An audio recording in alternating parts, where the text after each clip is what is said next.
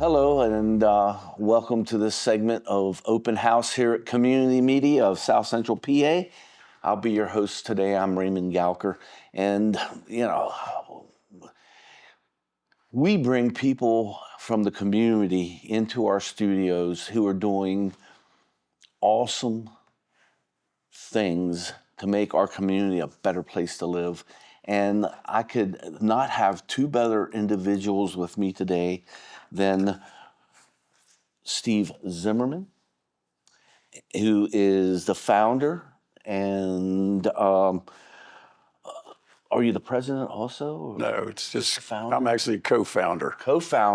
The co-founder of Gettysburg Green Gathering, and one of the strong board members, Rose Thornberry, with us today. And of course, Rose is also with the Gettysburg Green Gathering.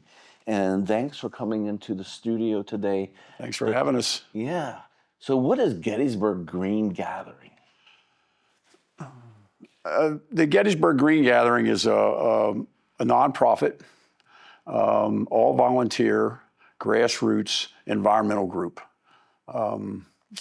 Its founding happened probably 2011 in Tipton's restaurant in Gettysburg, which was a restaurant right up from the courthouse.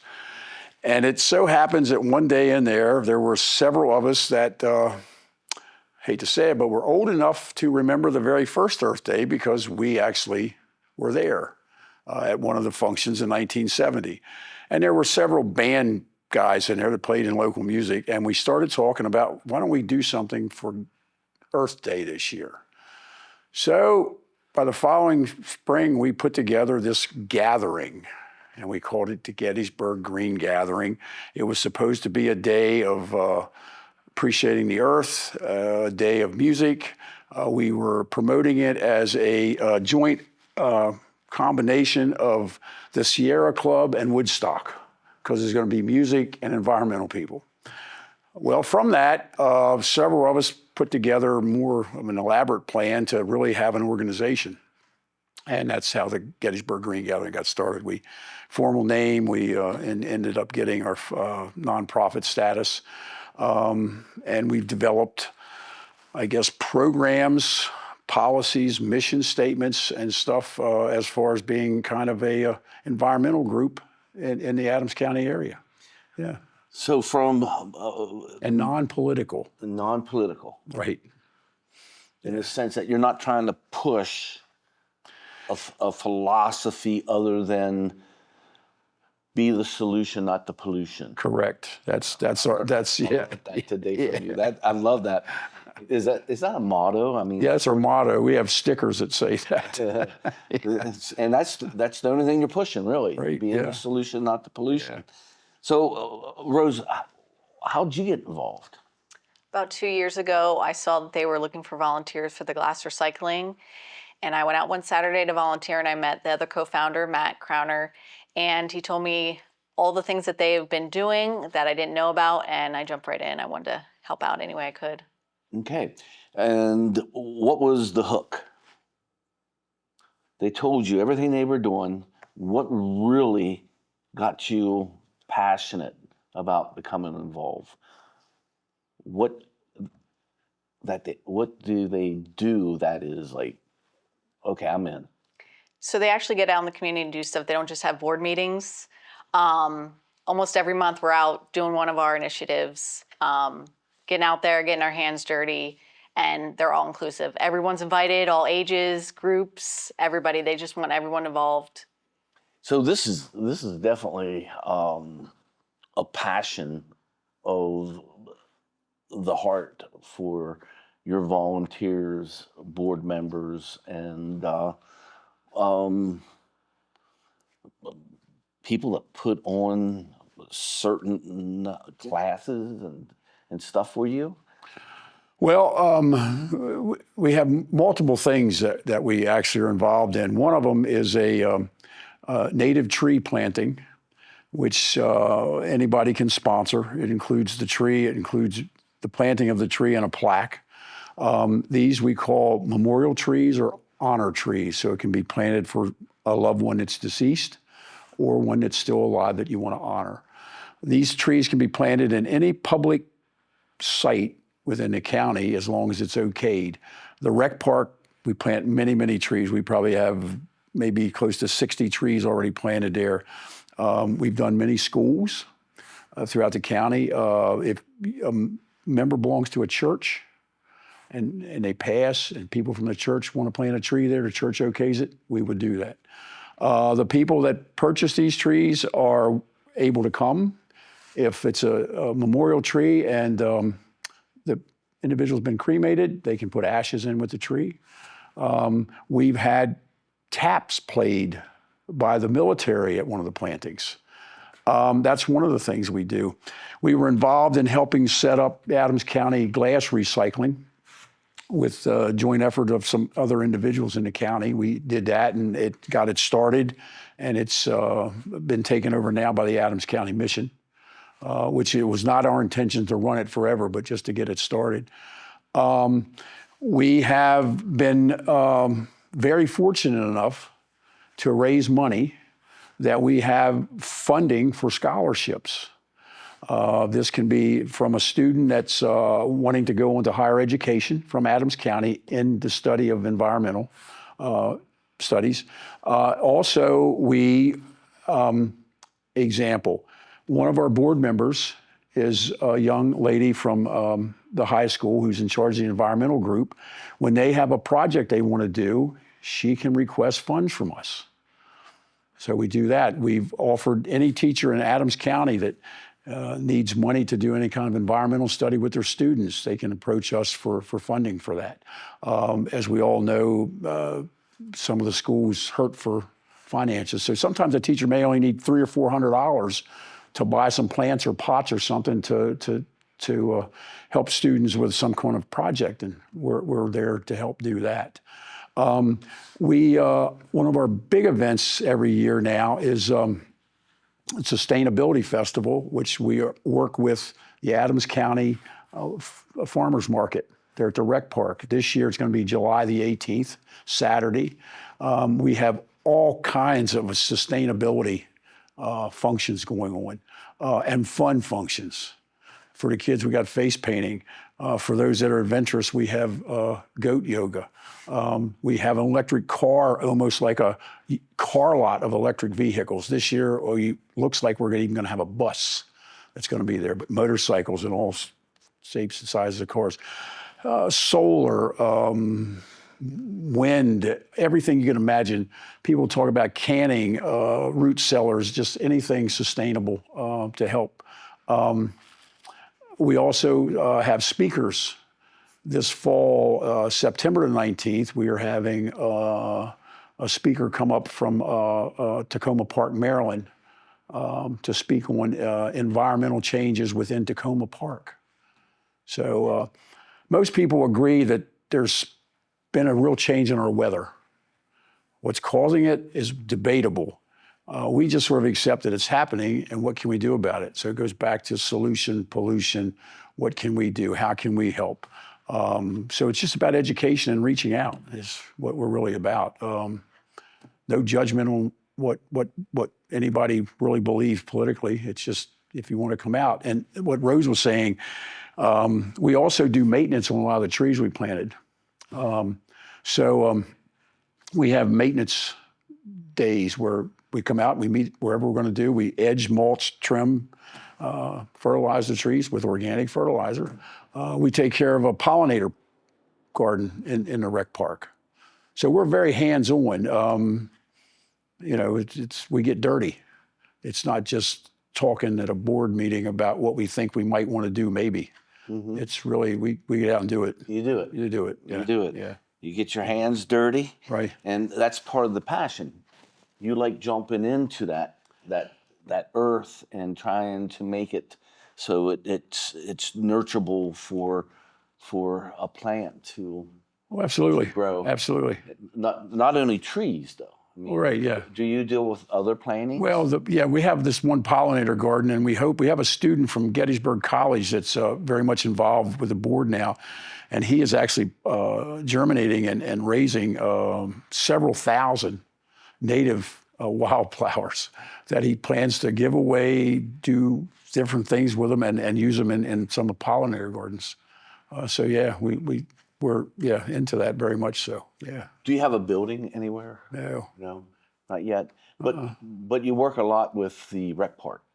Yes, the rec park has been great with allowing us to come in, do things, to plant trees, and I think they like the fact that we also help take care of the trees. But yeah, they've been great, and hopefully, as they've lost a lot of trees over the years, we're putting in the next generation.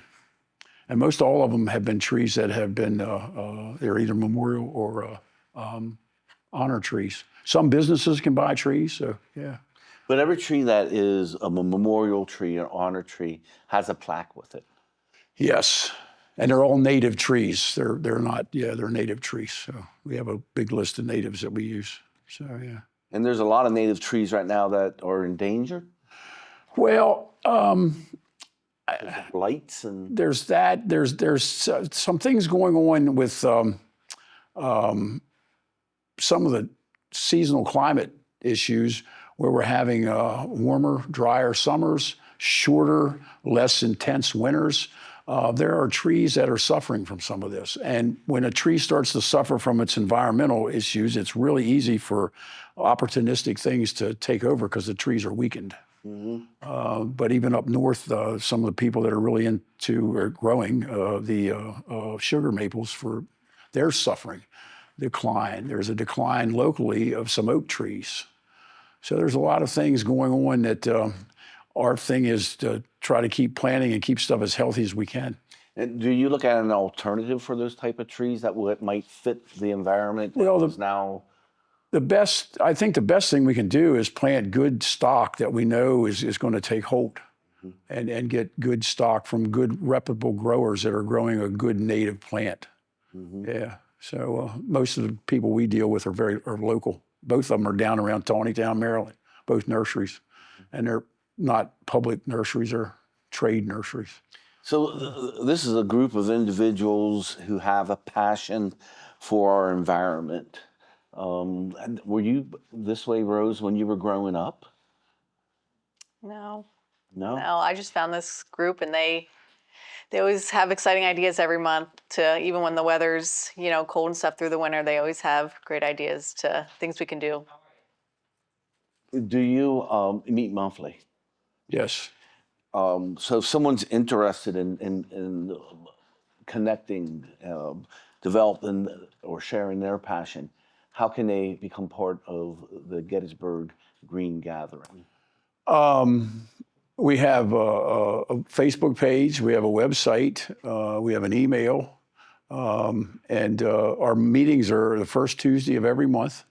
And this time of year, until it gets too cold, we meet at 5:30 at the rec park. Okay. Okay, on picnic tables down by the pollinator garden. Okay.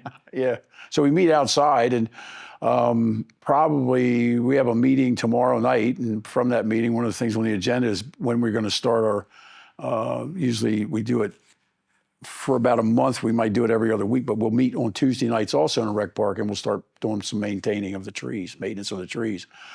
We find that doing it later in the day, we're still taking up a Saturday, and the days are longer, so we can work a couple hours in the evening, and it's cooler.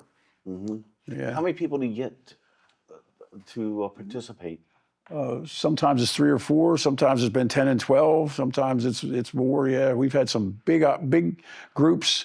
We've had some small groups. It depends. It depends. And we just kind of roll with whoever's there. We do what we can. And now you have a big event every year. Usually several. Yeah. And what are they? Well, it's the sustainability event's pretty big. Okay. How many vendors do we usually get with that? About 30. Yeah. And you have that what time of the year? It's July the 18th. Okay, It's a Saturday. Yeah. Yeah, it's coming up. And that's held in conjunction with the rec park, with the farmers market. Okay. And then we're going to have a speaker come up. His name is Bill Tidewell. TID. That'll be at the rec park also. And that'll be September the 19th. Okay. And he's speaking on the changes of the environment in Tacoma Park, Maryland.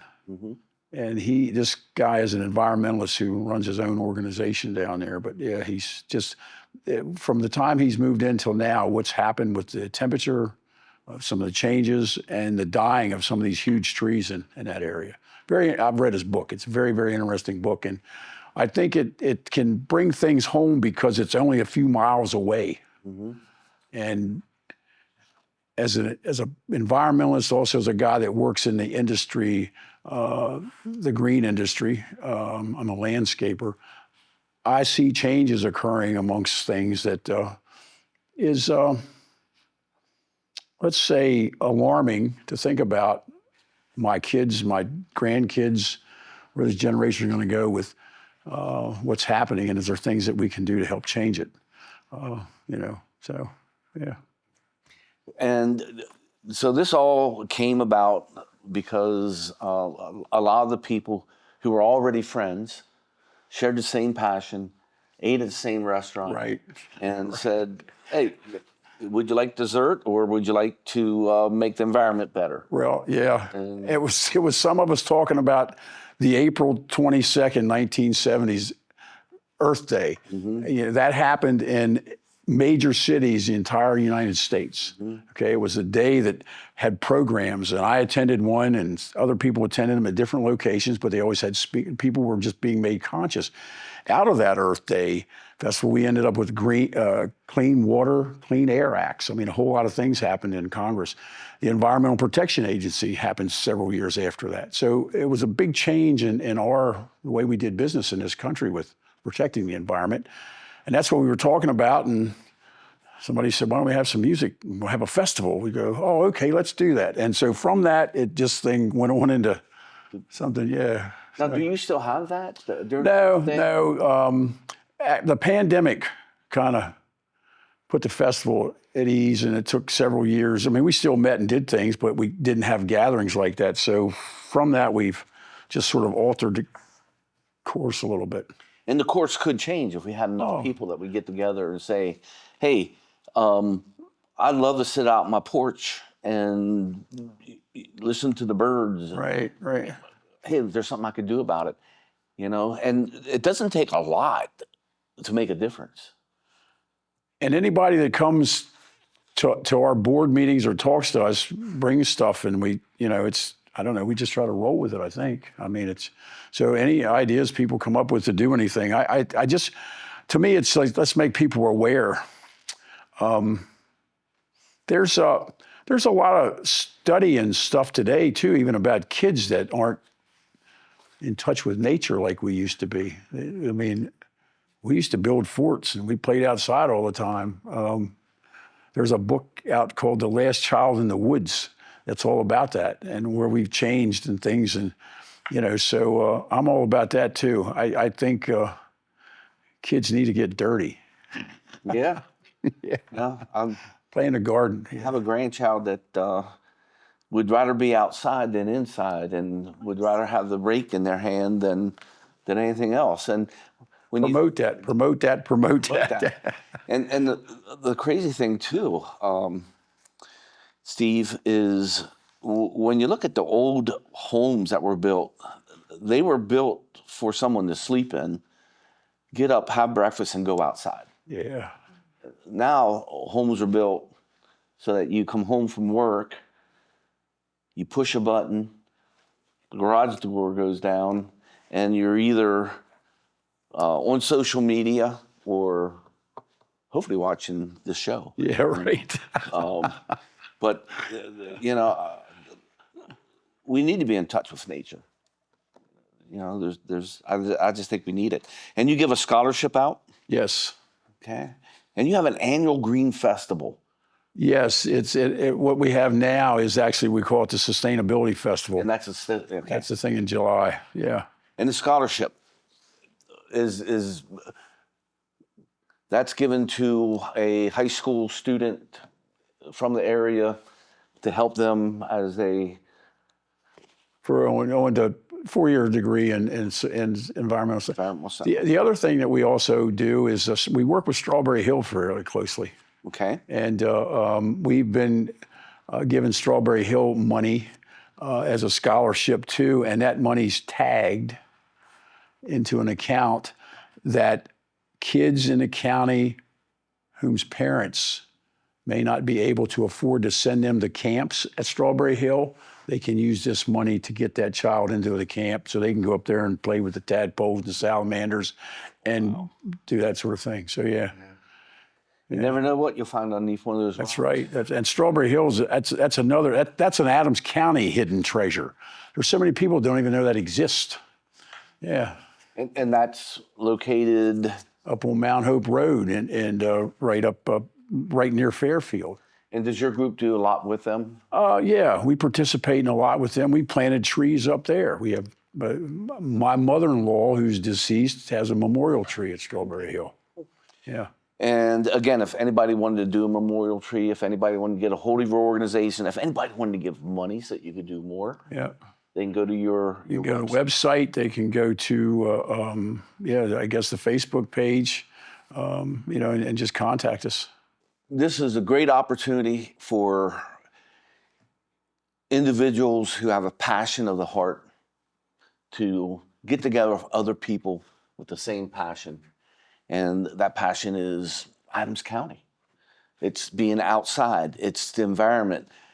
There are so many areas in our county that's beautiful. It's beautiful. A great community is a connected community. So if your passion is the betterment of Adams County and the environment, please get involved with Gettysburg Green Gathering.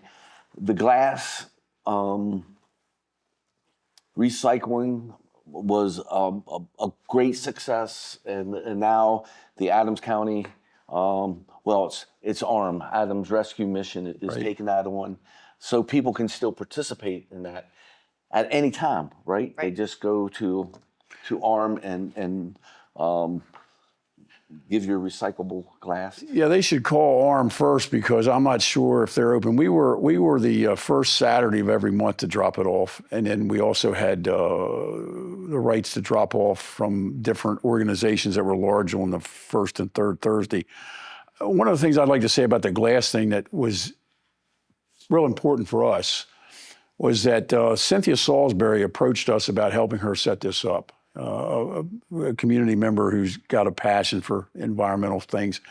And the thing that we stuck with was that this glass is actually being sent to a recycling center that obviously as it gets broken up, there's very tiny pieces. Tiny pieces will be used as filler, but the vast majority of this glass is made back into ketchup and pickle and beer bottles. It's being actually recycled back into glass, functional glass vessels that it used to be. And that was really important to us that happened, that it just didn't get broken up and used as filler in a road. Mm-hmm. So, and we can, what was the tonnage when we were done? 21. What? I don't know, 21? I don't It know. was more than that. It was well over 100. Okay. Yeah, it was. We sent 4 loads, maybe 5 loads out as we did this, and it was 21 to 23 tons each load. Mm-hmm. So we collected a lot of glass. Mm-hmm. And one thing I can say, which is not a secret from us that helped, right? Mm-hmm. We realized from collecting that glass that in Adams County, there is a heck of a lot more beer and wine consumed than there are pickles. Oh. And I'm one of the people who loves the pickles, the wine, the beer, the olives. If it's fermented, sauerkraut is But the fact of the matter is it's still going on. Yes, it is. Still going on.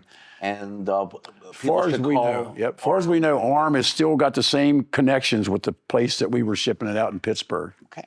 Yep. So, great. So, thanks for coming in and sharing your passion.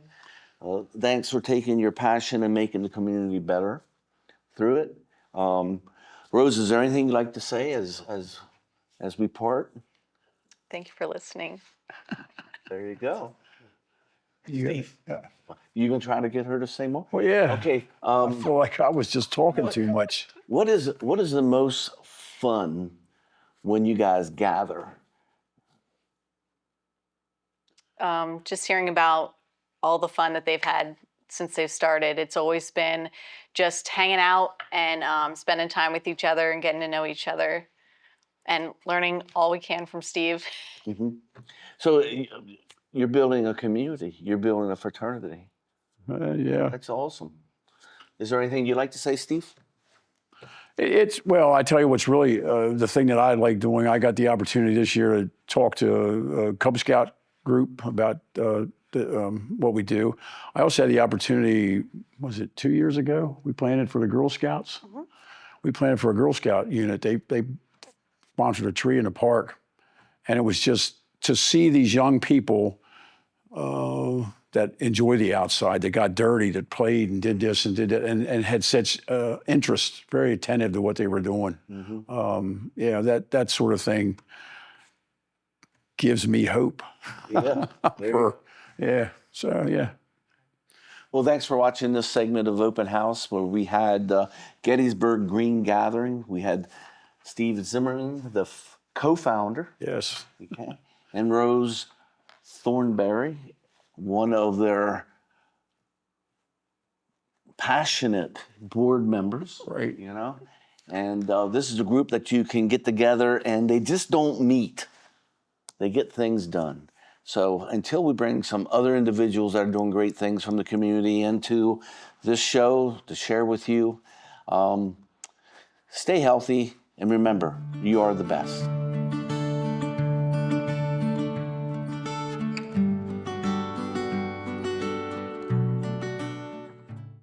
Please get connected to the Gettysburg Green Gathering.